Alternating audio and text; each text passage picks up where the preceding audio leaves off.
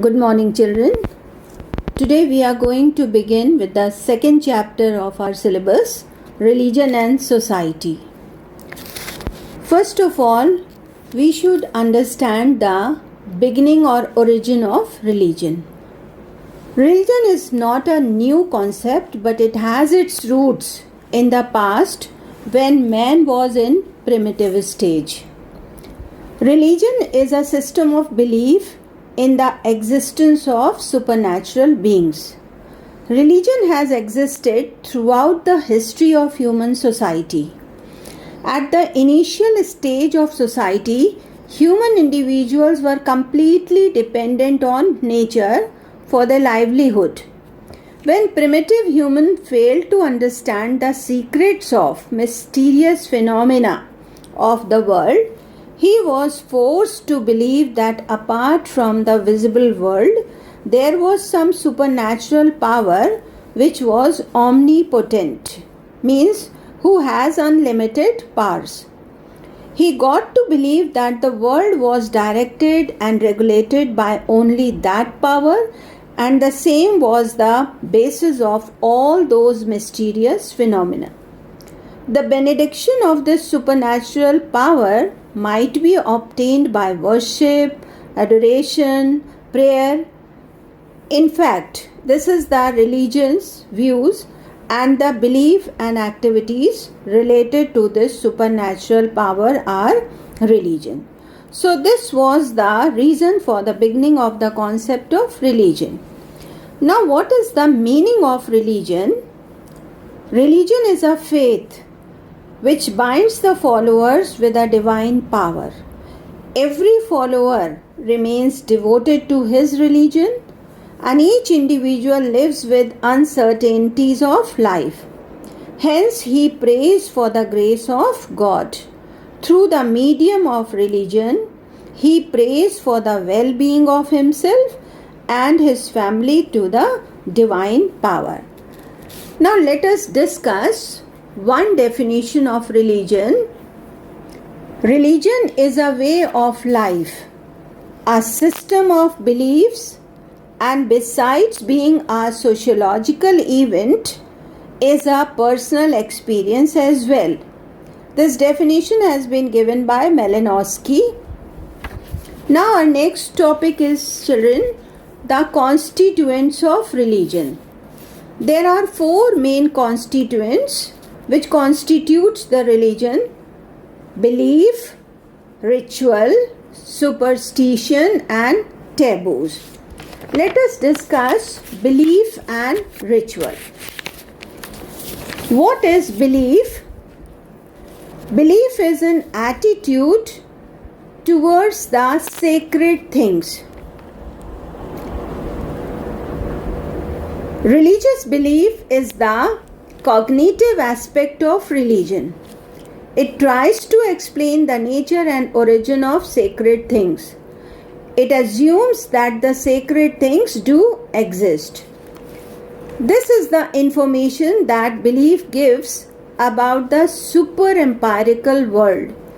It also tells us how the world is related to the one we actually live in. It tells us what the nature of sacred objects is and how these objects relate to the super-empirical world.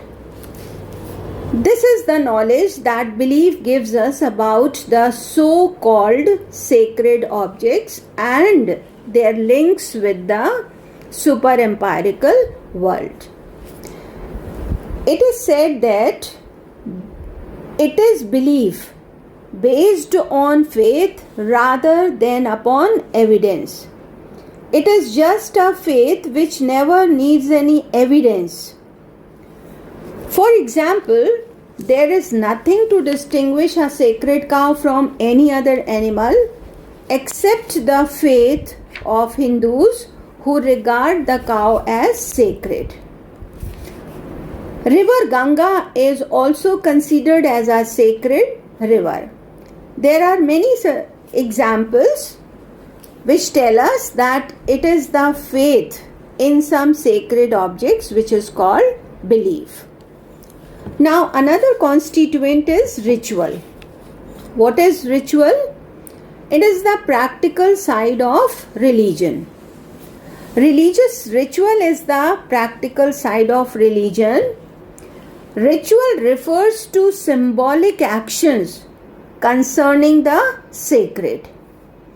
Ritual is a behavior with reference to super-empirical entities and sacred objects.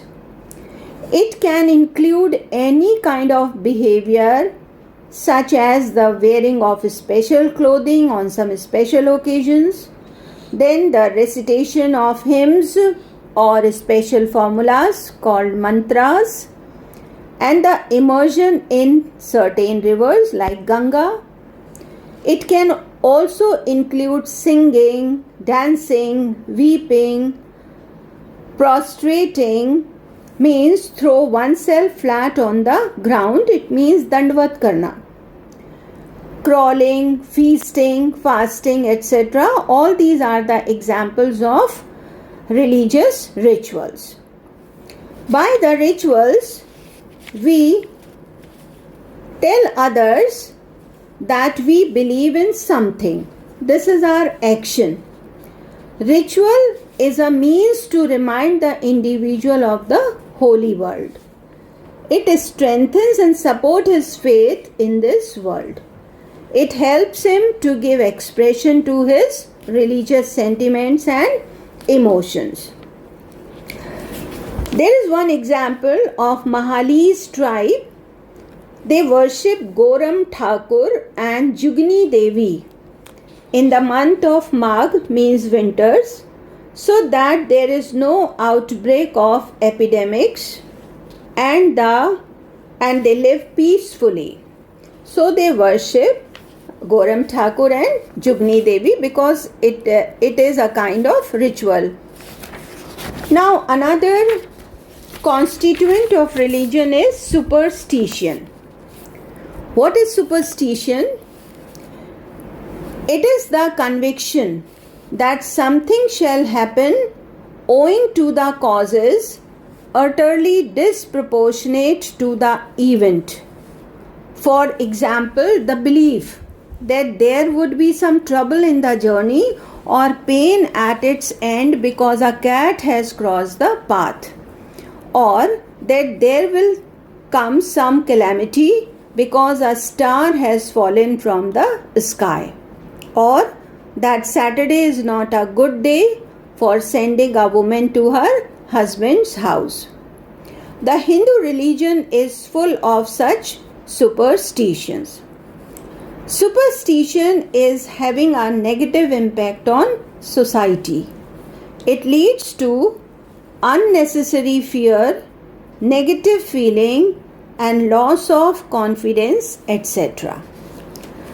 The fourth constituent of religion is taboos. Taboos are the religious restrictions or prohibitions. The word taboo has been taken from Polynesian vocabulary meaning to forbid and forbidden. In every group of tribal people, some behavior is forbidden so that social order remains intact. Now, there are three kinds of taboos which are observed. First is protective, second is productive, and third is prohibitive. The protective taboo is generally applied on the weak children, women, or old people so that they do not fall in any problem. In some cases, men also remain away from certain places or actions or objects so that they can be secured to certain extent.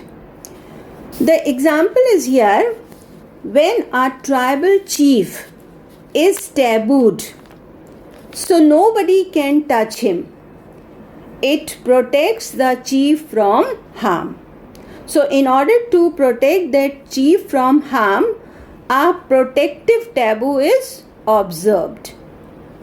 Next kind of taboo is called productive taboo. Productive taboos are those which are mainly connected with agricultural production. If the women are not allowed to touch the plough, it may indicate that this particular agricultural work cannot be done properly without physical strength, which is available in men only. Thus, for the perfection in production, such productive taboos are made. When the new crop is tabooed before it is offered to the goddess of corn to increase the production. This is an example from the tribal people. And the third kind of taboo is called prohibitive taboo. Actually, protective and prohibitive taboos are almost same. Prohibitions are made to protect people from some evils or to protect that particular animal or plant from the interference of man. Examples are of todas. The todas of the Nilgiri hills do not permit their women to enter the dairy, and the Gonds of Madhya Pradesh do not touch a woman during her menstruation period. For they believe in the first case the dairy products will be spoiled, and in the second case the prospects of harvest will be destroyed. Another example of prohibitive taboo is a Kharia woman. Kharia is a tribe. A Kharia woman who is married outside the village cannot enter the cattle shed of her parents' house or of any other's house. This is a prohibitive taboo to safeguard the animals from any disease or other harm. So these are the three kinds of taboos: protective, productive and prohibitive. So that's all for today, children. Here we have discussed the origin of religion, meaning of religion, definition and the 4 kinds of taboos. In the next part, we shall discuss the different forms of religion.